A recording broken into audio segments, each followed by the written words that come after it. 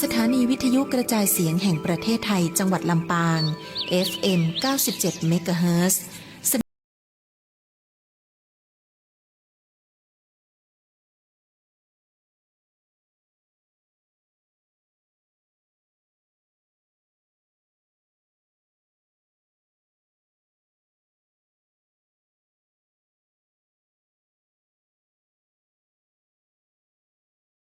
ปานาติปาตาเวรมณีอทินนาทานาเวรมณีกาเมมุสาสุราเม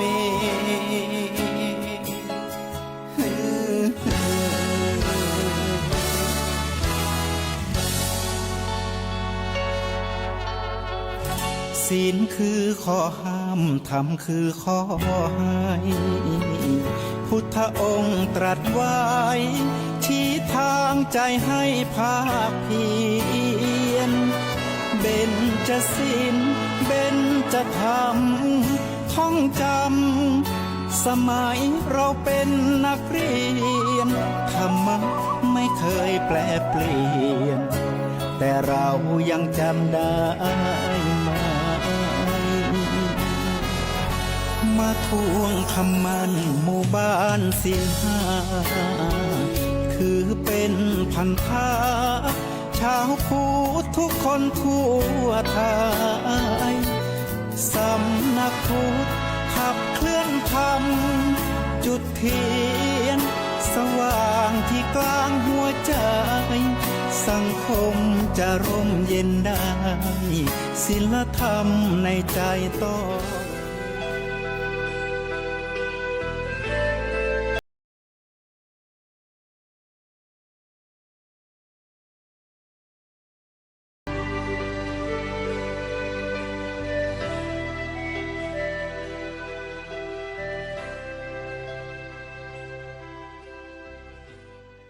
ยินดีต้อนรับสู่สถานีวิทยุกระจายเสียงแห่งประเทศไทยด้วยรายการธรรมรับอรุณในทุกวันพุธเป็นช่วงของใต้ร่มโพธิบทเรามาฝึกทำจิตให้มีความสงบกันสักครู่หนึ่งตั้งฟังแล้วจึงจะค่อยไปฟังหัวข้อธรรมะซึ่งในวันนี้จะนำเสนอเรื่องธรรมะเครื่องอยู่เป็นสุขธรรมะที่จะทำให้เรามีความผาสุกธรรมะที่จะทำให้เราอยู่เย็นได้แม้ในสถานการณ์ที่เป็นเช่นเจ็บไข้ได้ป่วยมีทุกขเวทนาประสบปัญหาต่างๆนั่นนี่เราจะสามารถอยู่เป็นผาสุกได้อย่างไรเริ่มต้นเรามาทำจิตให้เป็นสมาธิกันซะก่อนท่านผู้ฟังด้วยการตั้งสติเอาไว้สมาธิจะเกิดขึ้นได้จากการที่เราตั้งสติเอาไว้สตินั้นเป็นเหมือนกับฐานรองก้นหม้อที่หม้อมันมีก้นเป็นทรงกลมเป็นเหมือนหม้อบ้านเชียง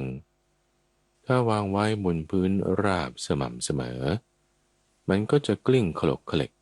ไปตามแรงที่มากระทบได้จิตของเราก็เป็นอย่างนั้นที่ว่าเวลามีผัสสะอะไรเป็นเสียงผ่านทางหูรูปผ่านทางตามันจะกลิ้งวนหมุนไปหาสิ่งต่างๆเหล่านั้นได้วิธีการที่จะป้องกันไม่ให้จิตของเราไปแสสายหาเรื่องนั่นก็คือเอาฐานมารองก้นหม้อไว้สตินั่นเองท่านผู้ฟังสติคือการระลึกได้แต่ที่ใช่จิตของเรามันเผลอเคลิ้มไปตามเสียงตามภาพให้มาระลึกถึงลมหายใจในที่นี้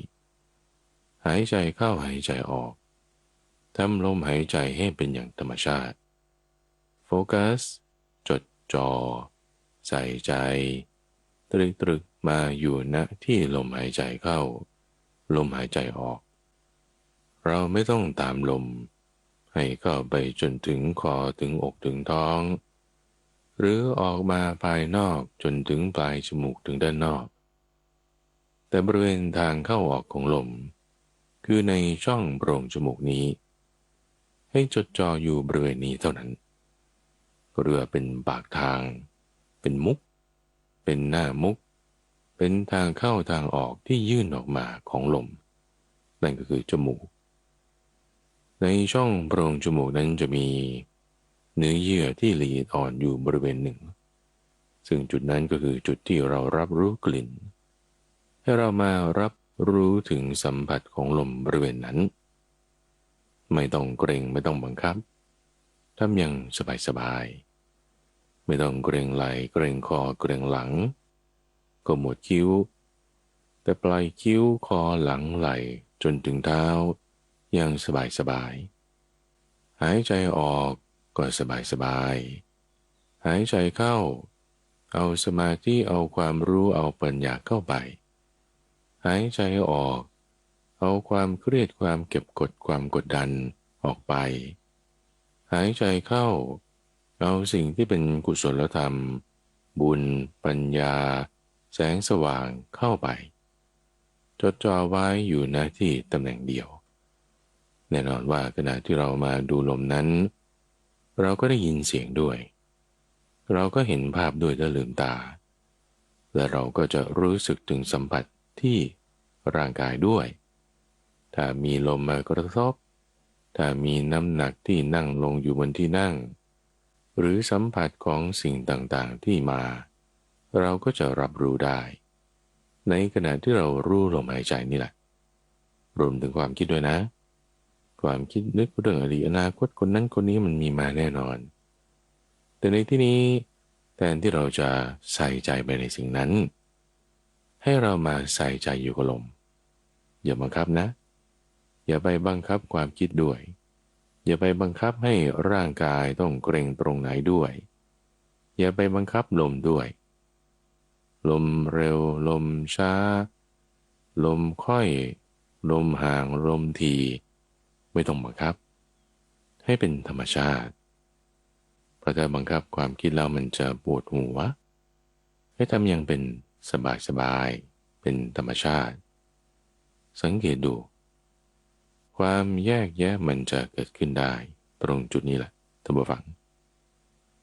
สติจะเปลี่ยนจากความฟุ้งซ่านให้เป็นความสงบได้สติจะเปลี่ยนจากความวุ่นวายให้เป็นความระงับได้สติจะเปลี่ยนความเผลอเพลินให้เป็นจิตที่มีอารมณ์เดียวได้เราทำให้เป็นธรรมชาติตัวฟังจดจ่อไว้เวลาที่เราตรีตรึกไปทางไหนสิ่งนั้นจะมีพลังในที่นี้เราเอาจิตของเรามาจ่อไว้อยู่กับลมสติก็มีกำลังเพิ่มขึ้นตามกระบวนการของอานาปานสติในที่นี้เราไม่เอาจิตไปตามเสียงตามภาพเสียงภาพนั้นก็จะอ่อนแรงลงอ่อนแรงลงความเผลอเพลินไปในสิ่งนั้นก็จะลดลงจิตของเราก็จะระงับลงจนเป็นสมาธิได้เรารักษาจิตที่เป็นสมาธิมีความสงบนี้เอาไว้ให้ดีสามารถทำได้ทุกอิริยาบถไม่ว่าจะเดินยืนนั่งหรือนอนทำจิตให้มีความสงบได้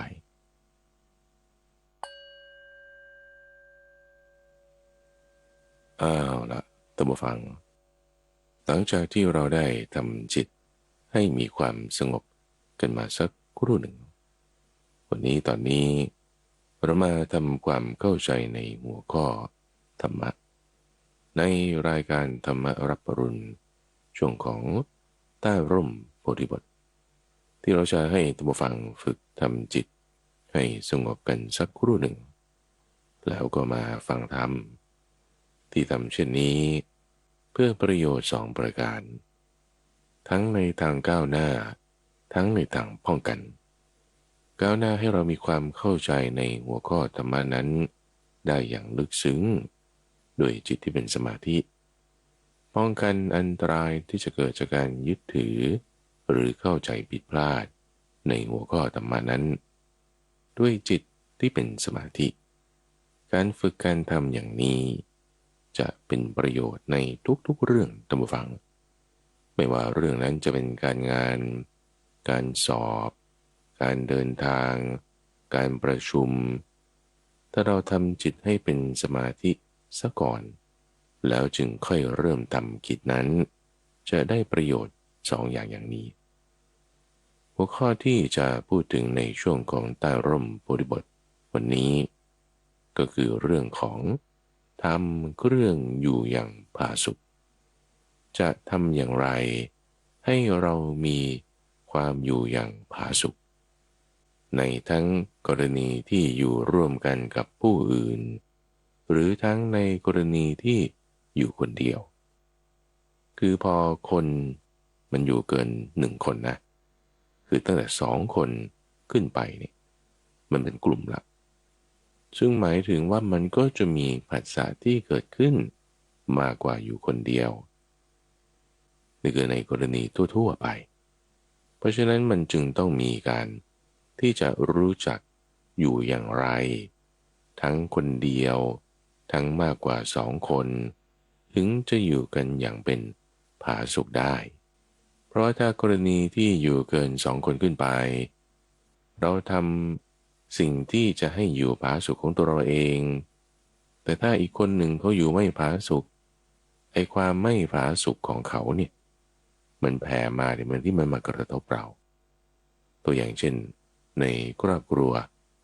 พี่น้องบางทีอยู่คนละห้องอยู่แล้วนะแต่พอมาเจอกันบนโต๊ะอาหารเดินทางบ้างอะไรบ้างทะเลาะกัน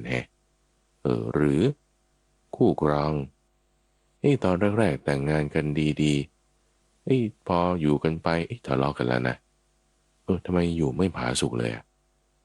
หรืออยู่คนเดียวบางทีพระเจ้าประสงค์ไปปฏิบัติอยู่ตามป่าตามเขาอยู่คนเดียวอยู่ตรงนี้มันไม่ผาสุกเลยก็ย้ายที่อยู่ย้ายไปเรื่อยๆอยู่ไม่เป็นหลักแหล่งทั้งที่อยู่คนเดียวนะยังมีผัสสะอะไรต่างๆนั่นนี่เราจึงจะต้องมีธรรมะอะไรที่จะทำให้เป็นเครื่องอยู่เป็นสุขจะเป็นเครื่องอยู่เป็นสุขก็ได้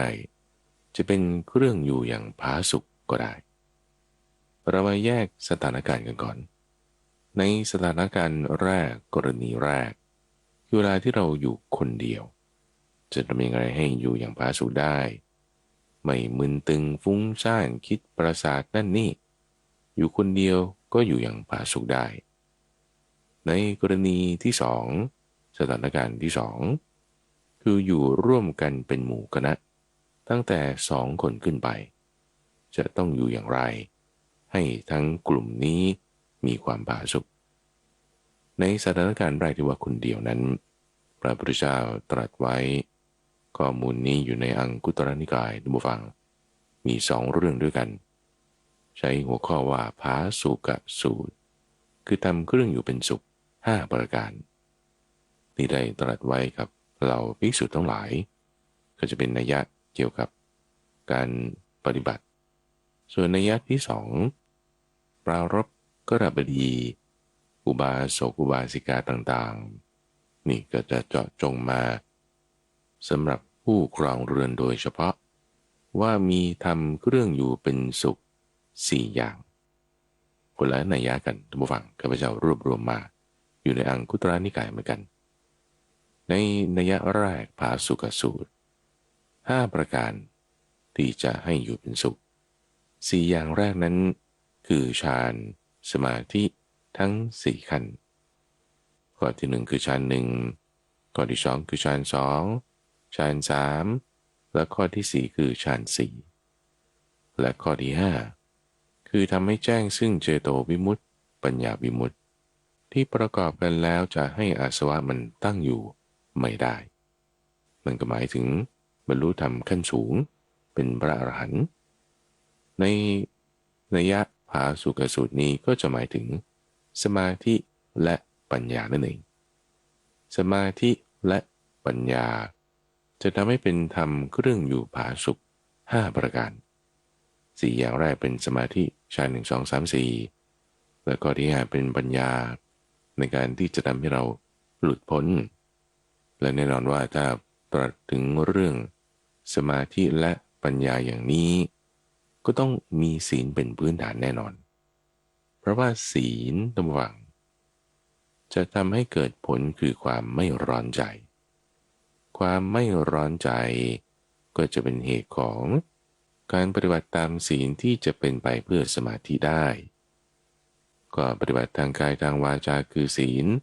ที่จะทำให้เกิดสมาธินั้นก็เป็นเหตุของสมาธินั่นเองสมาธิจะเกิดได้ก็ต้องมีศีลเป็นพื้นฐานปัญญาจะเกิดได้ก็ต้องมีสมาธิเป็นเหตุต่อกันมาสนับสนุนกันมาการมีศีลสมาธิและปัญญาตั้งระวังจะไม่เป็นเหตุเครื่องอยู่ผาสุขนี่คือกรณีอยู่คนเดียวนะนัยยะที่ว่าโดยสมาธิและปัญญาส่วนนัยยะที่สองที่ท่านปรารภกฤบดีคือบุคคลที่ครองเรือนไม่ว่าจะผู้ชายหรือผู้หญิงท่านตรัสไว้กับท่านพระสารีบุตรบอกถึงลูกศิษย์ของท่านญาติโยมของท่านว่าถ้าเป็นผู้ได้โดยไม่ยากได้โดยไม่ลำบากซึ่งทำเรื่องอยู่เป็นสุขในปัจจุบันอันมีในจิตอันยิ่งสี่อย่างทำเรื่องอยู่เป็นสุขในปัจจุบันอันมีในจิตอันยิ่งหมายถึงจิตของเราเนี่ยนะจิตเราธรรมดาที่ว่าจะไปตามเสียงผ่านทางหูรูปผ่านทางตามีแนวโน้มที่จะคล้อยเคลื่อนไปตามภาษาต่างๆเหล่านั้นมันมีจิตที่ยิ่งขึ้นไปหมายถึงอยู่เหนือจากภาษาต่างๆเหล่านี้แล้วให้จิตที่อยู่เหนือจากภาษาต่างๆคือจิตอันยิ่งนี้ประกอบด้วยธรรมเครื่องอยู่เป็นสุขในปัจจุบันสี่อย่างอะไรเป็นธรรมเครื่องอยู่เป็นสุขในปัจจุบันสี่อย่างในยะนี้ท่านยกถึงโสตาปัฏฐังคสีนั่นเองท่านผู้ฟังโสตาปัฏฐังคสีคืออะไรคือธรรมะที่จะทำให้ผู้ที่ปฏิบัติตามและประกอบแล้วยังลงสู่อมตะธรรมได้ไปตามกระแสที่กระแสนี้จะสุดจบที่นิพพานเหมือนแม่น้ำใหญ่มีกระแสกลางแม่น้ำถ้าเราเกาะกระแสกลางแม่น้ำได้ขยับปรับเรือให้ดีให้ถูกไปตามแนวเราสามารถออกสู่ทะเลได้เลยอย่างแม่น้ำนครชัยศรีแม่น้ำเจ้าพระยาเนี่ยเขาขนส่งทรายสินค้าหรืออุปกรณ์ต่างๆทางแม่น้ำเขาก็เกาะตามกระแสกลางแม่น้ำไปก็จะไปได้เร็วมีความปลอดภัยแล้วก็ประหยัดพลังงานการเข้าสู่กระแสตรงนี้ธรรมะเนี่ยชื่อว่าโสตาปัฏฐังคสีสี่อย่างมีอะไรท่านผู้ฟังหลายท่านก็คุ้นเคยกันแล้วนะก็นำมาทบทวนอีกครั้งหนึ่ง3ข้อแรกนั้นคือความเลื่อมใสอันยังลงมั่นไม่หวั่นไหวในพระพุทธเจ้าในพระธรรมและในพระสงฆ์3ข้อแรกก็คือมีศรัทธาในพุทโธธัมโมสังโฆนั่นเองส่วนข้อที่4นั้นคือมีศีลชนิดเป็นที่พอใจของพระอริยเจ้าศีลชนิดที่เป็นไปเพื่อสมาธิศีลชนิดที่ไม่ขาดไม่ทะลุไม่ด่างไม่ปร้อยเป็นศีลชนิดที่พระอริยเจ้ายินดีสรรเสริญใน4ข้อนี้รวมเรียกว่าโสตาปัฏฐังคสีเป็นองค์คุณเป็นธรรมะเครื่องอยู่เป็นสุขในปัจจุบันในที่นี้เราอย่าฉาบฉวยผิวเผินเข้าใจการมีศรัทธาในพระพุทธเจ้าว่านี่ไงฉันมีพระเครื่องห้อยอยู่ที่คอฉันมีพระพุทธรูปนี่เพิ่งไปเช่ามาบูชามาแล้วเนี่ยองค์ใหญ่เบิ่มเลยอยู่ที่บ้านอันนี้มันไกลมากเลยท่านผู้ฟังเข้าใจว่าพระพุทธเจ้าอยู่ที่อิฐที่ปูนที่โลหะทองเหลืองต้องลึกไปกว่านั้นพระพุทธเจ้าในที่นี้หมายถึง การตรัสรู้ไม่ใช่พระธาตุที่เป็นก้อนๆมาไม่ใช่ตัวพระพุทธเจ้าเองด้วยซ้ำถ้าเรานั่งทำให้ชินกลับไปได้ไปอยู่ต่อหน้าท่านเราจะขอจับหลังเท้าอย่างเงี้ยนั่นก็ยังไม่ใช่พุทโธที่หมายถึงในที่นี้เพราะนั่นมันก็คือแค่เนื้อหนังธาตุสี่แต่พุทโธจริงๆในที่นี้หมายถึงการตรัสรู้ของพระพุทธเจ้าด้วยอะไรโยมบทอิติปิโสนั่นแหละอิติปิโสหมายถึงเพราะเหตุอย่างนี้อย่างนี้โสนั้นพระพุทธเจ้านั่นน่ะฉันจึงตรัสรู้อะไรบ้างโอ้สัมมาสัมโพธิญาณมีวิชามีจรณะเป็นผู้ที่จำแนกแจกธรรมมีความเป็นสัมมาสัมพุทโธนี่ต้องให้ถึงการตรัสรู้ส่วนพระธรรมไม่ใช่ว่าหนังสือซีดีหรือคัมภีร์ที่อยู่ในเล่มในใบลานโอ้นั่นอย่างไกลนั่นกระดาษบ้างนั่นแผ่นจารึกบ้างมันก็เป็นธาตุสี่ไงแต่ว่าหมายถึงองค์ความรู้อย่างดีแล้วประกาศไว้ด้วยปริชาประกาศไว้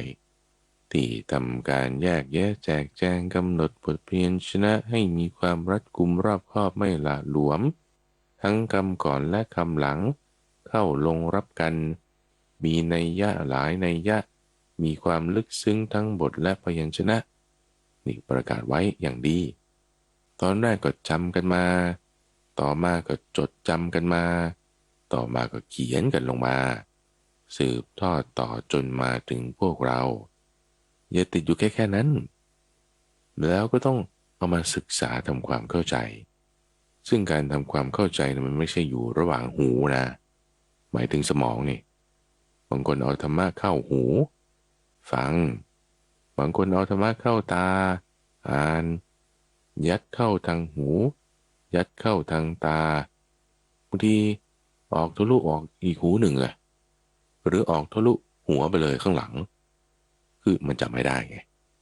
จำไม่ได้ไม่เข้าใจโอ้เอาใหม่ปิดเอาไว้รักษาอยู่ในระหว่างหู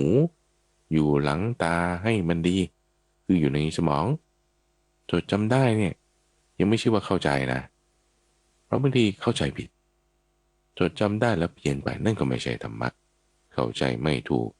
ทะลุหูอีกข้างหนึ่งไปออกหลังไปแต่พอเรารักษาไว้ดีอยู่ในสมองแล้วเนี่ย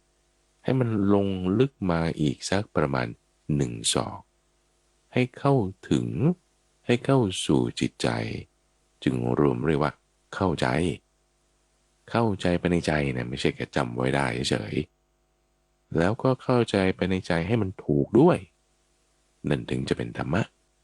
ให้มีความเลื่อมใสในธรรมะข้อนี้แบบนี้เรื่องที่3ให้มีความเลื่อมใสไม่หวั่นไหวมั่นใจในพระสงฆ์นั้นไม่ใช่หมายถึงคนที่โกนผมห่มเหลืองเท่านั้นอย่าไปติดอยู่แค่นั้นแต่สงฆ์หมายถึงหมู่กลุ่มคนไม่ใช่จำกัดอยู่เฉพาะภิกษุไม่ใช่จำกัดอยู่เฉพาะภิกษุหรือภิกษุณีไม่ใช่จำกัดอยู่เฉพาะภิกษุภิกษุณีอุบาสกหรืออุบาสิกาแต่ทั้งหมดเลยใครก็ได้ยังรวมถึงเทวดาพระอินทร์พระพรหมบริษัททั้ง6ประเภทที่ถ้าว่าปฏิบัติดีปฏิบัติชอบสงฆ์นะคือหมู่ใช่ไหมผู้ฟังคำสอนเนี่ยก็จึงเรียกสงฆ์สาวกมาจากคำว่าสาวกะสังโฆแล้วก็ไม่ใช่หมู่แห่งผู้ฟังคำสอนของใครก็ได้ไม่ใช่ต้องคำสอนของพระผู้มีพระภาคที่ทำการแจกแจงแยกแยะสอนธรรมะนั้นไว้นั่นแหละก็จึงเรียกว่าภควโตสาวกะสังโฆไงแล้วก็ไม่ใช่ว่าแค่ฟังคำสอนของพระพุทธเจ้าแล้วโอเคใครฟังก็ได้ไม่ใช่อย่างนั้นแต่ฟังแล้วก็ต้องสามารถปฏิบัติดีปฏิบัติชอบได้ด้วยก็จึงเรียกว่าสุปฏิปันโนภควโตสาวกะสังโฆคำว่าสงฆ์เนี่ยต้องหมายถึงอย่างนี้เพราะฉะนั้นคีย์เวิร์ดที่สำคัญในเรื่องนี้นั่นก็คือ การปฏิบัตินั่นเองสุปฏิปันโนการปฏิบัติไม่ใช่หมายถึงตัวบุคคลไม่ใช่หมายถึงข้อปฏิบัติแต่หมายถึงการลงมือทำทั้งทางกายวาจาและใจปฏิบัติดีปฏิบัติชอบนี่เลื่อมใสอย่างนี้นี่พุทโธธัมโมสังโฆไปแล้วนะแล้วข้อที่สี่คือศีลใน3ข้อแรกนี้ก่อนผู้ฟังมันเป็นเรื่องสำคัญว่ารัตนตรัยนั่นเองเรามีพระรัตนตรัยเป็นที่พึ่งอย่าเอาอย่างอื่นเป็นที่พึ่งเดี๋ยวนี้เนี่ยมันปนกันมั่วไปหมดแล้วบางคนจะบูชาราหูก็นะโมซะก่อนนะโมราหูมันคนละอย่างกันนะราหูก็เป็นเทพอันหนึ่งคือไม่ว่าจะเป็นท้าวเวสสุวรรณท้าวอรุณอมรินทร์เทพเจ้าครูกายแก้วหรือว่าเจ้าพ่อเจ้าแม่ที่ไหนก็ตามเนี่ยนั่นไม่ใช่พระพุทธพระธรรมหรือพระสงฆ์นะบางคนก็จะบูชาอะไรก่อนนะโมซะก่อนขอศีลซะก่อนแล้วก็มาบูชาสิ่งอื่นๆต่างๆเนี่ยคือจิตใจมันก็เลยพร่องไปไม่ตั้งอยู่ส่วนเดียวหมายถึงรัตนะของเรามันก็เศร้าหมองแต่ให้ตั้งอยู่กับพุทโธธัมโมสังโฆอย่างเดียวอย่างอื่นไม่เอาคำว่าไม่เอาไม่ใช่ไปดูถูกดูแคลนก็นะแต่ว่าก็เคารพกันตามฐานะเหมือนญาติผู้ใหญ่อย่างเงี้ยท่านมีอายุมากกว่าท่านมีคุณธรรมมีศีลเราก็เคารพท่านแต่เราไม่ได้จะหวังเอาบุคคลนั้นสิ่งนั้นเป็นที่พึ่งที่จะทำให้เรารอดพ้นจากทุกข์ได้จริงนั้นคือพุทโธธัมโมสังโฆเวลาเรากลัวตกใจอยู่ในสถานการณ์เรื่องนั้นเรื่องนี้เราตั้งจิตดิ่งอยู่ต่อพุทโธธัมโมสังโฆในธรรมบังเหมือนเวลาเขาออกรบนักรบบางทีก็ตกใจกลัวบางทีก็หวั่นไหวเหมือนกันนะก็ต้องมีธงชัยเฉลิมพลเป็นขวัญกำลังใจพระพุทธเจ้าเคยยกเคสของสงครามระหว่างพวกเทวดากับอสูรเทวดาเนี่ยอยู่กันอย่างผาสุกบางทีไม่เคยเลยฝึกการรบโอ้จะออกรบทีหนึ่งนี่กลัวทำยังไงก็นี่ละกันมองดูยอดธงของหัวหน้าของเราคือท้าวสักกะเทวราชรถของท่านจะมีธงสูงอยู่มองดูยอดธงนี่หัวหน้าเรายังอยู่ให้สบายใจก็จะโล่งใจไปได้แต่ว่านะธงที่มันปลิวไหวเพราะแรงลมเนี่ยมันยังสั่นมันยังสะเทือนสู้กิเลสที่อยู่ในจิตใจของคนเราที่มันทำให้บีบคั้นหัวใจทำให้จิตใจเราหวั่นไหวสั่นสะท้านอยู่ข้างในเนี่ยเร็วยิ่งกว่าธงที่ปลิวไหวอยู่ข้างบนอีกแต่การที่เรามีพุทโธธัมโมสังโฆเป็นที่พึ่งนี่จะทำให้เรากำจัดกิเลสเพื่อที่จะทำจิตใจให้สั่นหวั่นไหวไปได้เอาพระพุทธพระธรรมพระสงฆ์เป็นที่พึ่งอย่างเดียวและประการที่สี่นั้นคือศีลอันเป็นที่พอใจของพระอริยเจ้านั่นก็คืออย่างน้อยศีลห้าเป็นศีลชนิดที่ไม่ขาดไม่ทุรุ่ไม่ด่างไม่พร้อยคือบริสุทธิ์หมดจดเป็นอัตโนมัติไม่ต้องฝืนซึ่งมันจะเป็นพื้นฐานต่อไปถึงสมาธิได้จะทำให้เรายินดีในเสนาสนะอันสงัดจะทำให้เรารู้ประมาณในการบริโภคจะทำให้เราสามารถสำรวมอินทรีย์มีอินทรีย์สังวรจะทำให้เรารู้จักทำมันเป็นเครื่องตื่นนอนยามเดียวไม่นอนกลางวันจะทำให้เรามีความคุ้นชินในการเสพคบธรรมะที่จะทำให้เกิดสมาธิได้ง่ายไม่ว่าจะบทแห่งธรรมอะไรหรือข้อมูลอะไรหรือกัลยาณมิตรอย่างไรที่จะทำให้เรามีจิตเป็นสมาธิได้มีความเป็นสัพพายะได้สี่อย่างนี้คือโสตาปัตติยังคสี่ท่านเรียกในหัวข้ออีกชื่อหนึ่งว่าทำเครื่องอยู่เป็นสุขในปัจจุบันซึ่งทุกคนสามารถทำได้ ในทุกสถานการณ์ด้วยนะไม่ว่าจะกินข้าวอยู่ไม่ว่าจะเดินทางอยู่ไม่ว่าจะคุยกับใครอยู่ไม่ว่าจะทำงานอยู่หรือนอนอยู่หรือเดินอยู่อิริยาบถใดๆทำสิ่งใดอยู่สามารถทำได้แน่นอนโสตปัฏฐังคสีนี้ซึ่งนัยยะนี้ก็คือสำหรับฆราวาสทั่วไปมันก็จะรักษาจิตให้มีความผาสุกได้แต่สำหรับนักบวชตามนัยยะแรกที่ได้กล่าวไปนั้นก็คือสมาธิและปัญญาในทั้งสองนัยยะนี้ท่านผู้ฟังพระพุทธเจ้ากล่าวไว้ไม่ได้ปรารภคนอื่นเลยพูดถึงตัวเองทั้งนั้นตัวเราเองหมายถึงอยู่คนเดียวสถานการณ์ต่อไปที่สองคือกรณีที่อยู่ตั้งแต่สองคนขึ้นไปสองคนแล้วเนี่ยมันเป็นกลุ่มละมันมีคนอื่นละจะอยู่ด้วยกันอย่างผาสุกได้มันมีอุปมาอย่างนี้ว่าอยู่แบบไหนอ่ะเปรียบเทียบคือน้ำผสมกับน้ำมันหรือ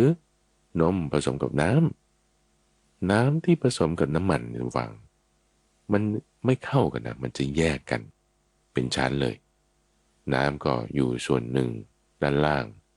น้ำมันก็อยู่อีกส่วนหนึ่งด้านบนเขย่ายังไงตั้งไว้อีกทีหนึ่งเดี๋ยวมันก็แยกจากกันแล้วมันแยกจากกันเขย่าอีกตั้งไว้อีกเดี๋ยวมันก็แยกจากกันมันไม่เข้ากันเนี่ยอยู่กันแบบน้ำผสมกับน้ำมันโอ้มันสักพักหนึ่งแล้วมันก็แยกกันหรือจะอยู่แบบน้ำผสมกับน้ำนมน้ำผสมกับนมนี่มันก็เจือจางกันไปในตรงนั้นเลยมันไม่แยกกัน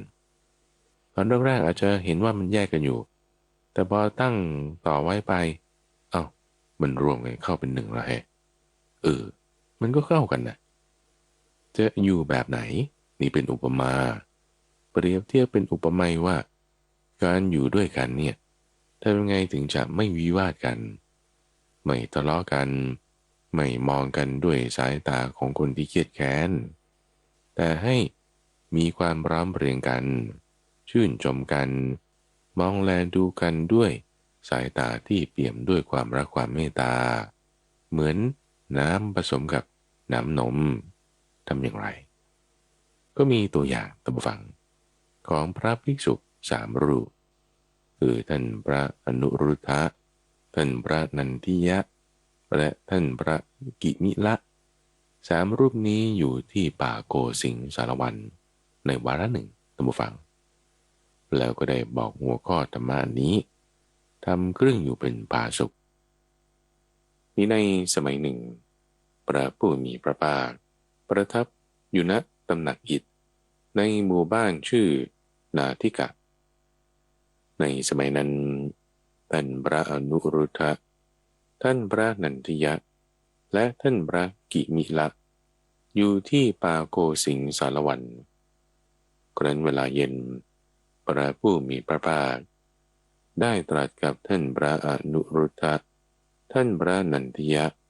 และท่านพระกิมิละดังนี้ว่าอนุรุทธะนันทิยะและกิมิละเธอทั้งหลายยังสบายดีกันหรือยังพอเป็นอยู่ได้หรือไม่ลำบากด้วยบิณฑบาตหรือท่านพระอนุรุทธะจึงตอบว่าข้าแต่พระองค์ผู้เจริญข้าพระองค์ทั้งหลายยังสบายดียังพอเป็นอยู่ได้ไม่ลำบากด้วยบิณฑบาตพระเจ้าข้าก็ผู้เถิดทั้งหลายยังพร้อมเพรียงกันชื่นชมกันไม่วิวาทกันเป็นเหมือนน้ำนมกับน้ำมองกันด้วยในตาที่เปี่ยมด้วยความรักอยู่หรือข้าแต่พระองค์ผู้เจริญพวกข้าพระองค์ทั้งหลายยังพร้อมเพรียงกันชื่นชมกันไม่วิวาทกันเป็นเหมือนน้ำนมกับน้ำมองกันด้วยในตาที่เปี่ยมด้วยความรักอยู่พระเจ้าข้าก็ผู้เถิดทั้งหลายเป็นผู้พร้อมเพรียงกันชื่นชมกันไม่วิวาทกันเป็นเหมือนน้ำนมกับน้ มองกันด้วยในตาที่เปี่ยมด้วยความรักอยู่ได้อย่างไรข้าแต่พระองค์ผู้เจริญข้าพระองค์มีความคิดอย่างนี้ว่าเป็นลาภของเราแล้วหนอเราได้ดีแล้วหนอที่ได้อยู่กับเพื่อนผู้ประพฤติพรหมจรรย์เช่นนี้ข้าพระองค์ตั้งมั่นเมตตากายกรรมตั้งมั่นเมตตาวจีกรรมและตั้งมั่นเมตตามโนกรรมในท่านเหล่านี้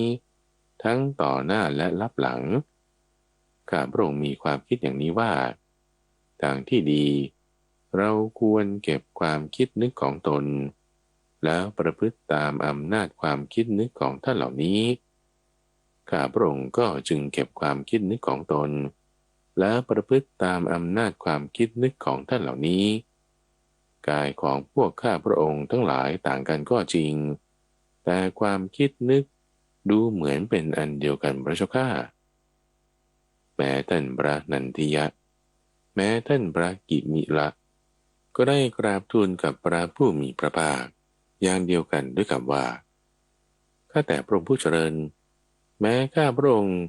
ก็มีความคิดอย่างนี้ว่าเป็นลาภของเราแล้วหนอเราได้ดีแล้วหนอที่ได้อยู่กับเพื่อนผู้ประพฤติพรหมจรรย์เช่นนี้ข้าพระองค์ตั้งมั่นเมตตากายกรรมวจีกรรมและมโนกรรมในท่านเหล่านี้ทั้งต่อหน้าและลับหลังข้าพระองค์มีความคิดว่าทางที่ดีเราควรเก็บความคิดนึกของตนแล้วประพฤติตามอำนาจความคิดนึกของท่านเหล่านี้กายของข้าพระองค์ทั้งหลาย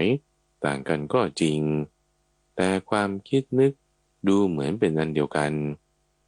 พวกข้าพระองค์ทั้งหลายยังพร้อมเพรียงกันชื่นชมกันไม่วิวาทกันยังเป็นเหมือนน้ำนมกับน้ำมองกันและกันด้วยในตาที่เปี่ยมด้วยความรักอยู่อย่างนี้แหละพระเจ้าข้าในกรณีแรกท่านได้ตั้งจิตด้วยความเมตตาตั้งใจไว้ก่อนว่าโอ้เป็นลาภของเราแล้วเนาะที่เราได้อยู่กับเพื่อนผู้ประพฤติพรหมจรรย์แบบนี้คือดีใจที่ได้อยู่ด้วยกัน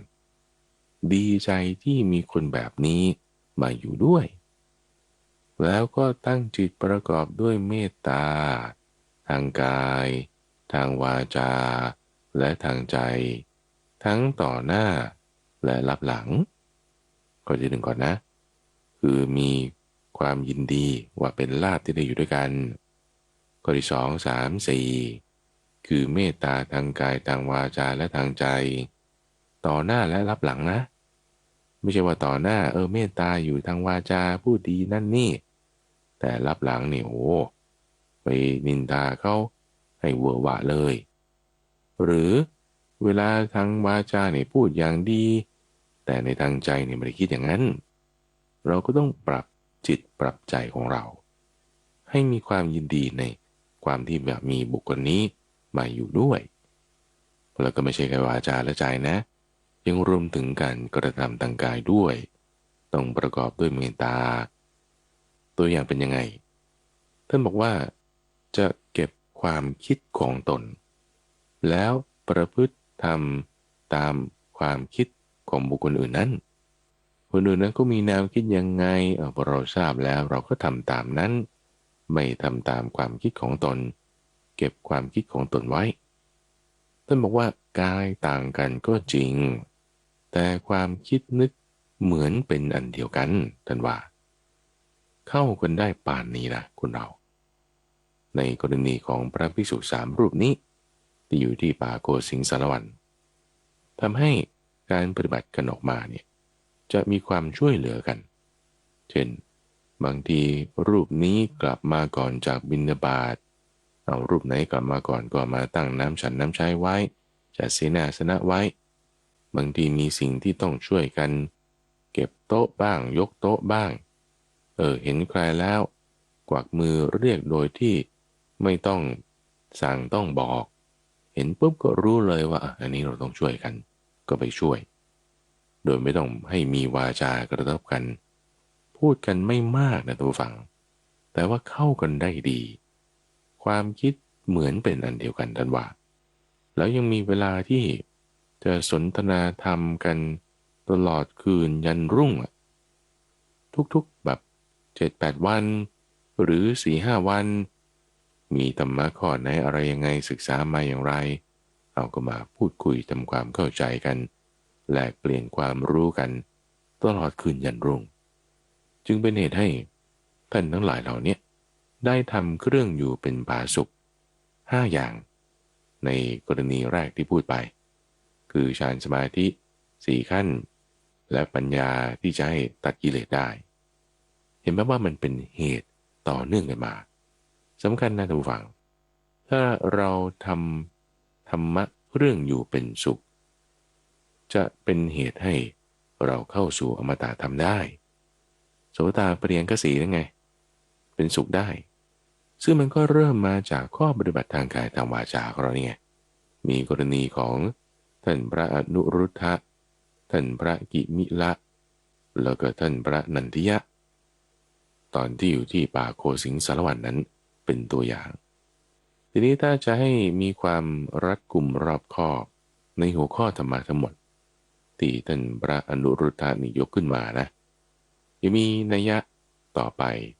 ที่พูดถึงทำเรื่องอยู่เป็นสุข5 ประการที่ท่านพระอนุรุทธะบอกว่ามีเมตตาทางกายวาจาใจใช่ไหมแล้วก็ทำตามวาระจิตตามความคิดของคนอื่นแล้วก็ประกอบด้วยความยินดีที่ได้อยู่ด้วยกัน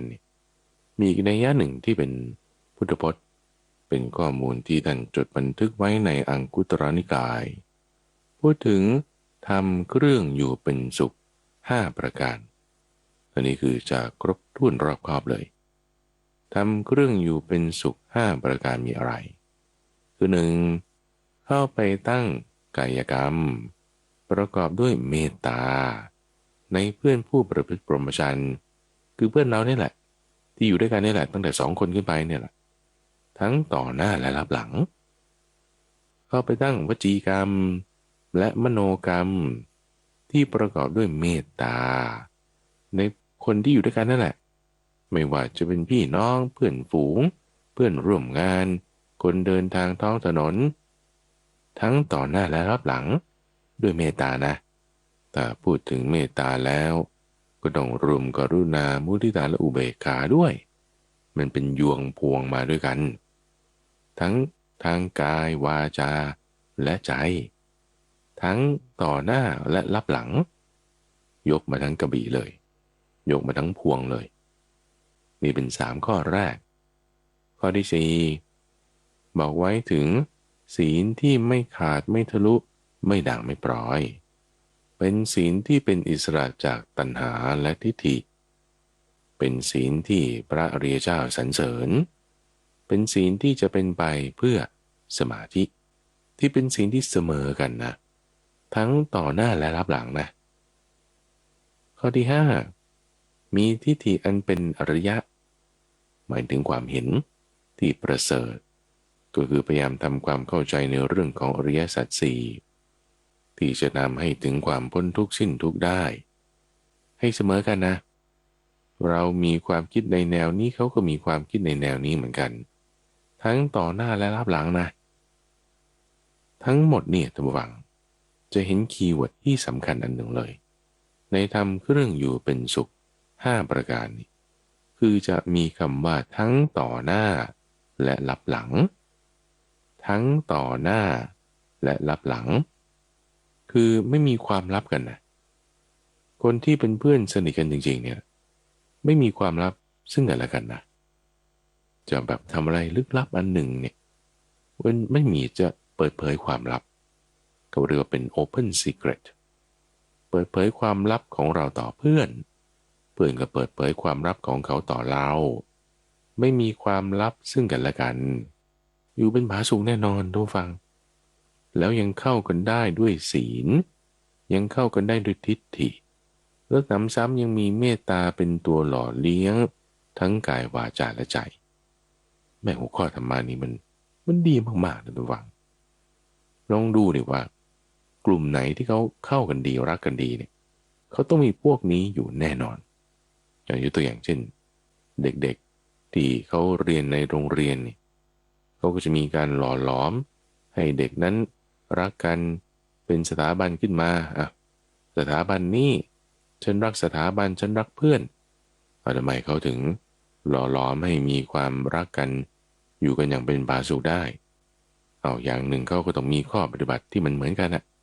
เช่นมีสัญลักษณ์หรือการกระทำอะไรอย่างใดอย่างหนึ่งนั่นก็เป็นส่วนของศีลที่มันเหมือนกันฝึกทำกันมาหรือก็มีความรักความเมตตาเห็นอกเห็นใจช่วยเหลือกันมันก็จึงเข้ากันได้ประสานกันได้ที่ความเห็นเข้าไปในแนวเดียวกันก็จึงเข้ากันได้ประสานกันได้เวลาที่เราจะให้เข้ากันกับกลุ่มอะไรกันอย่างใดอย่างหนึ่งต้องมีศีลและทิฏฐิเนี่ยอย่างน้อยเลยที่สุด2 อย่างนี้ต้องไปด้วยกันเสมอกันยกตัวอย่างโจรก็ได้โจรเขารวมกันเป็นกลุ่มก้อนนี่ทำไมเขาทำได้ก็แก๊งโจรไงก็เขาผิดศีลเหมือนกันนะมีแนวคิดที่จะไปปล้นด้วยกันนะมีผลประโยชน์ร่วมกันนะไอ้ที่ว่าทิฏฐิความเห็นเนี่ยมันคือผลประโยชน์ร่วมกันนั่นแหละถ้ามีผลประโยชน์ร่วมกันตรงส่วนไหนมันอยู่กันได้แน่นอนเข้ากันได้ดีเลยแล้วคนดีๆเขามีผลประโยชน์อะไรร่วมกันผลประโยชน์เขาก็ไปในทางดีไง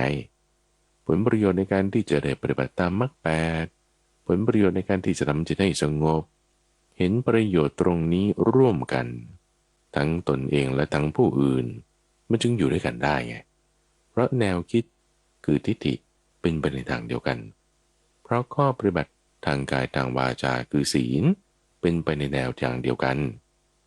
ทำโดยเป็นธรรมชาติทั้งหมายถึงต่อหน้าและทั้งหมายถึงรับหลังด้วยคือไม่ใช่ว่าต้องฝืนทำเฉพาะตอนอยู่ต่อหน้าอยู่ด้วยกันแม้แต่พอรับหลังกันไปโอ้ยฉันไม่อยากทำเลยฉันมีความคิดแบบนี้มันก็จะอยู่กันอย่างไม่ผาสุกแน่แต่ถ้าเราเป็นธรรมชาติทั้งต่อหน้าและรับหลังต่อหน้าเป็นยังไงรับหลังก็เป็นอย่างนั้นรับหลังเป็นยังไงต่อหน้าก็เป็นอย่างนั้นนี่อยู่กันอย่างผาสุกแน่เพราะฉะนั้นไอ้ความรับหลังเนี่ยมันมี2 นัยยะท่านผู้ฟังรับหลังหมายถึงเราไม่มีความลับซึ่งกันและกันและนัยยะที่2หมายถึงความที่ตัวเรามันเป็นอย่างนั้นคือเป็นปกติของเราไม่ต้องฝืนทั้งต่อหน้าและรับหลังและประเด็นที่ท่านเพิ่มเติมไว้ใน5 ข้ออังคุตรนิกายนี้คือเมตตาทางกายทางวาจาและทางใจเมตตาเนี่ยไม่ใช่เฉพาะทางใจนะท่านผู้ฟังเมตตาทางวาจาด้วยนะเมตตาทางกายด้วยนะการกระทำอะไรทางกายก็จะต้องเป็นประกอบด้วยเมตตาวาจาด้วยเมตตาคืออะไรเมตตาคือความปรารถนาที่ให้เขาอยู่เป็นสุขความปรารถนาให้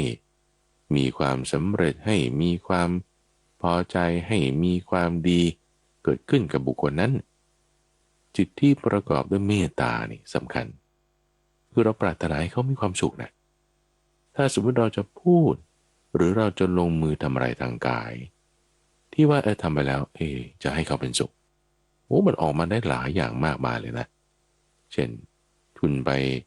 ที่ไหนมาแล้วก็มีอะไรติดไม้ติดมืออยากให้เขากินอร่อยเนี่ยก็เอาของฝากอะไรอร่อยมาให้เขากินทำไมคุณถึงทำอย่างนั้นน่ะก็เพราะว่าปรารถนาให้เขามีความสุขด้วยการกินสิ่งนี้ที่มันอร่อยทีนี้ถ้าสมมติว่าเราทำเฉพาะต่อหน้านะมันจะกลายเป็นประจบสอพลอไงมันจะกลายเป็นแบบว่าคิดว่าจะมาเอาประโยชน์คิดว่าจะมาตีสนิทคิดว่าจะมาทำอะไรหรือเปล่าแต่ว่าถ้าทำทั้งต่อหน้าและรับหลังนั่นมันคือแสดงความบริสุทธิ์ใจไงมีความบริสุทธิ์ใจบริสุทธิ์ที่ปรารถนาให้เขามีความสุขมีความบริสุทธิ์ทั้งทางกายทางวาจาและทางใจแล้ววาจานี่มันก็สำคัญนะต่อหน้านี่พูดดียินดีครับผมนิยมครับท่านดีทุกอย่างแต่รับหลังนี่เป็นยังไงตรงนี้เราสามารถที่จะดูถึงความสะอาดของจิตใจของบุคคลนั้นได้นะทุกฟังความบริสุทธิ์ดูได้ที่การพูดจาว่าถ้า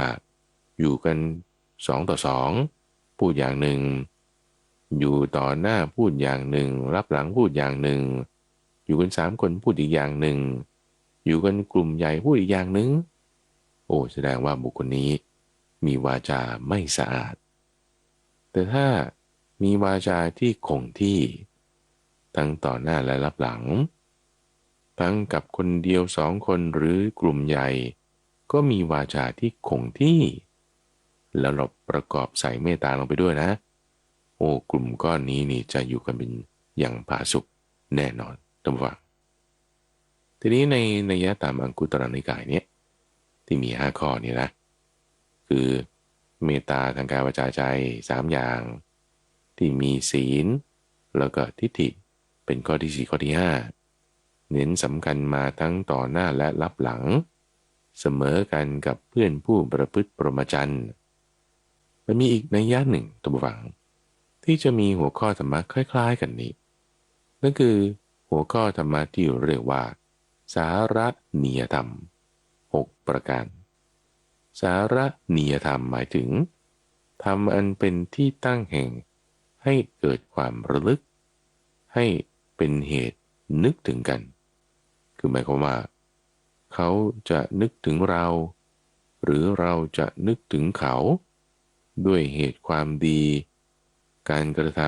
ำ6 อย่างต่อไปนี้ซึ่งมันก็จะมีนัยยะ5 อย่างที่ว่าไปแล้วอยู่ในนั้นด้วยก็คือเอาข้อที่1 2 3 4และ5มาเลยของธรรมะ5 ข้อเมื่อสักครู่นี้มาเพิ่มเติมอีกหัวข้อหนึ่งเราไล่กันไปเพื่อให้ครบเป็นสาระนิยธรรม6ใน3 ข้อแรกคือเมตตาทางกายเมตตาทางวาจาและเมตตาทางใจกับบุคคลนั้นกับกลุ่มนั้นทั้งต่อหน้าและรับหลังข้อที่2ก็คือทางวาจาข้อที่3นั่นก็คือทางใจเหมือนกันเลยใน3 ข้อแรกเราทำอย่างนี้บุคคลนั้นก็จะระลึกถึงเราลองดูสิว่าถ้ามีใครมาพูดดีๆกับเรามีเมตตาทางกายวาจาและใจทั้งต่อหน้าและรับหลังเราก็จะอยู่ผาสุกด้วยแล้วเราก็จะคิดถึงระลึกถึงบุคคลนั้นด้วยว่าเขาอยู่เป็นสุขไหมหรืออะไรยังไงถูกไหมล่ะเพราะเราได้รับประโยชน์คือประโยชน์จากเมตตาที่เขามีประการที่4ท่านใช้คำว่าสาธารณโภคีคือแบ่งปันสิ่งที่ได้มาโดยชอบสุดท้ายแม้ว่าสิ่งเล็กๆน้อยๆแม้กระทั่งอาหารที่ได้มาจากการบิณฑบาตไม่ห่วงไว้ผู้เดียวนำมาแบ่งปันคนอื่นในหมู่ในคณะถ้าเราได้รับสิ่งของแม้เล็กน้อยนะทุกฝังจากบุคคลอื่นนะที่เขามีเมตตาทางกายทางวาจาทางใจนะแบ่งปันสิ่งต่างๆแม้น้อยเรานี่จะได้ประโยชน์จากการที่มีอยู่ของเขาซึ่งบางคนอาจจะเห็นว่านี่เป็นเรื่องเล็กๆน้อยๆแต่ลองดูสิสมมติว่าถ้าเราได้ของกำนันเล็กๆน้อยๆก็ตามจากบุคคลอื่นที่เขาแบ่งปันมาให้เนี่ยด้วยเมตตาทางกายทางวาจาและทางใจทั้งต่อหน้าและรับหลังจริงๆนะเราก็จะมีความรู้สึกดีใจได้รับสิ่งของใช่ไหมถึงแม้จะเล็กน้อยก็ตามแล้วก็จะระลึกถึงกันตั้งจิตไว้ให้เข้ากันเสมอกันได้แต่มาประการที่5และประการที่6นี่ก็จะเหมือนกับข้อก่อนหน้านี้คือมีศีลที่เสมอกันกับเพื่อนผู้ประพฤติพรหมจรรย์ทั้งต่อหน้าและรับหลังข้อที่6นั้นมีทิฏฐิที่เสมอกันกับเพื่อนผู้ประพฤติพรหมจรรย์ทั้งต่อหน้าและรับหลัง6 อย่างนี้จะเป็นธรรมเป็นที่ตั้งแห่งความให้ระลึกถึงกันเป็นเหตุให้ระลึกถึงกันก็หมายความว่าอยู่กันอย่างเป็นสุขจากกันไปแล้วก็ยังคิดถึงกันอยู่ห่างกันแต่ด้วยข้อปฏิบัติที่เหมือนกันอย่างนี้เหมือนอยู่ใกล้กันเหมือนอยู่ใกล้กันเพราะจิตใจเป็นอันเดียวกันกายต่างกันก็จริงแต่ความคิดนึกเหมือนเป็นอันเดียวกันกายอยู่ไกลกันก็จริงแต่อยู่ใกล้กันด้วยธรรมะคื คือมันไม่เข้ากันเลยเหมือนน้ำผสมกับน้ำมันยังไงมันก็ไม่เข้ากันแต่ถ้าบอกว่ามีธรรมะอยู่ในใจในที่นี้ท่านก็หมายถึงมีเมตตาทางกายวาจาใจทั้งต่อหน้าและรับหลังมีศีลเสมอกันมีทิฏฐิเสมอกันมีอะไรแบ่งปันกันแม้เล็กๆน้อยๆก็ตามไม่ดูถูกดูแคลนว่าสิ่งนี้มันมีค่าน้อยไม่ดูถูกดูแคลนว่าจะมาให้อะไรแต่ว่ามีจิตระลึกถึงกันอย่างเงี้ยอยู่ห่างจากกันนะแบบคนละโยชน์คนละเวลาเลยอะอย่างตอนนี้เราอยู่ห่างจากพระพุทธเจ้าไม่ใช่แค่ระยะทางอินเดียประเทศไทยแต่ยังด้วยระยะเวลาอีกอะเป็นหลายพันปีอย่างเงี้ยแม้แต่อยู่ห่างกันปานนั้นก็จริงนะแต่จิตใจเนี่ยเป็นอันเดียวกันความคิดนึกเนี่ยเข้ากันลงกันรับกันเหมือนกับนมผสมกับน้ำไม่มีความแตกต่างกันเลยเข้ากันได้อย่างดีอยู่ใกล้กันเสมือนเป็นหนึ่งเดียวกันตัวอย่างมีมากมายทุกฝั่งในกรณีของพระเจ้าเปอร์เซนต์ที่โกศลมีสหายต่างแดนที่ไม่เคยเห็นหน้ากันเรียกว่าสหายหรือเพื่อนที่ไม่เคยเจอกันคือในสมัยก่อนเนี่ยมันไม่มีเฟซไทม์นะไม่มีสกายป์ไม่มีไลน์ที่อินเทอร์เน็ตคุณจะส่งข้อความหรือว่าประชุมออนไลน์เห็นหน้ากันเนี่ยมันไม่มีอย่างดีเขาก็เขียนจดหมายส่งกันไปจดหมายส่งกันมาก็ต้องเดินทางไกลจะไปทีหนึ่งก็ต้องเตรียมการละแม้แล้วจะไปทีหนึ่งส่งจดหมายฉบับเดียวก็เอาของไปด้วยมันก็มีการแบ่งปันซึ่งสิ่งของการกระทำตรงนี้เขาจะกระทำได้เขาก็ต้องมีเมตตาทางกายทางวาจาและทางใจคนมันไม่เห็นกันมันก็อยู่ไกลกันมันคือรับหลังกันนั่นแหละรับหลังเขาก็ยังมีเมตตาเขียนจดหมายไปส่งของไปเห็นต่อหน้าสิ่งนั้นก็ไปด้วยทั้งต่อหน้าและรับหลังมันก็เลยกลายเป็นเพื่อนกันคุ้นเคยกันลงกันได้แม้อยู่ไกลกันนะห่างจากกันเป็นโยชน์แม้ไม่เคยเห็นหน้ากันนะอย่างดีก็เห็นแค่ลายมือซึ่งพวกกษัตริย์นี่เขาก็ไม่ได้เขียนเองด้วยเขาให้คนจารึกให้เห็นแต่ของด้วยของนี่บางทีก็ไม่ได้ทำเองจัดเองให้ลูกน้องทำแต่ว่าอยู่เหมือนใกล้กันไงเป็นอันหนึ่งอันเดียวกันไงจิตใจเนี่ยเข้ากันได้ความคิดเป็นอันเดียวกันโดยเหตุเหล่านี้ท่านผู้ฟังจึงอยากจะให้ทำความเข้าใจเอาไว้ว่าเหล่านี้จะเป็นธรรมเครื่องอยู่เป็นผาสุขทั้งในกรณีที่เราอยู่คนเดียวทั้งในกรณีที่เราอยู่ร่วมกันกับผู้อื่นตั้งแต่2 คนขึ้นไปธรรมะเหล่านี้ท่านฟังแต่เรานำมาใช้เรานำมาปฏิบัติจะทำให้มีความผาสุกแน่นอนแม้แต่ว่าแค่พูดฟังแล้วนึกตามสถานการณ์มันดีแม้ถ้าเราเอามาทำได้มันจะดีก็เริ่มที่ตัวเราก่อนเริ่มในครอบครัวเราก่อนว่าถ้าครอบครัวเรามันยังอยู่กันไม่ผาสุกเดี๋ยวด่ากันบ้างเดี๋ยวติเตียนกันบ้างให้ตั้งจิตใหม่ด้วยเมตตาทั้งต่อหน้าและรับหลังทั้งทางกายวาจาและทางใจให้ตรงนี้ก่อนเริ่มเลยแม้แต่ว่าเขาทำไม่ดีนั่นนี่ต้องจิกต้องด่าต้องกัดต้องติเตียนสิก็นั่นไงแล้วมันมีเมตตาไหมล่ะถ้าถูกด่าอยู่บ่อยๆเราชอบไหมล่ะก็ทำไมชอบแล้วก็จะไปพูดทำไมแม้แต่ตัวเราไม่ชอบเราจะให้คนอื่นมาชอบเวลาเราทำอย่างนั้นหรอต้องนึกย้อนเทียบกันมานะธรรมะพระพุทธเจ้าสอนไว้ดีแล้วตรัสไว้ดีแล้วให้เราประพฤติกระทำตามนั้นก็จะเป็นเครื่องอยู่อย่างผาสุกได้ทุกฝังฝากไว้ในสัปดาห์นี้ธรรมะเครื่องอยู่เป็นผาสุกรายการนี้จะโดยมูลนิธิปัญญาภาวนามีข้าพเจ้าพระมหาไพบูลย์อภิปุณโญเป็นผู้ดำเนินรายการท่านสามารถติดตามรับฟังย้อนหลังได้ที่เว็บไซต์ปัญญา .org รายการนี้ออกอากาศทางสถานีวิทยุกระจายเสียงแห่งประเทศไทยในทุกวันพุธช่วงของใต้ร่มบริบทตั้งแต่เวลา 5:00 ถึง 6:00 น หรือว่าในเครือข่ายของกรมประชาสัมพันธ์ตามช่วงเวลาต่างๆแล้วก็ถ้าในโทรศัพท์มือถือของท่านผู้ฟังมีระบบพอดแคสต์ก็สามารถติดตามฟังได้ที่นั่นด้วยเหมือนกันกับพระเจ้าพระมหาไพบูลย์อภิปุณโญแล้วพบกันใหม่ในวันพรุ่งนี้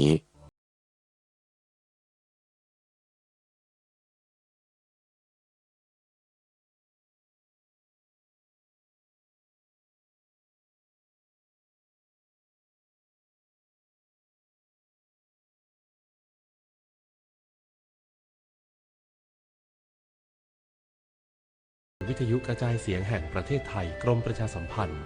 FM 92.5 เมกะเฮิรตซ์และ AM 891 กิโลเฮิรตซ์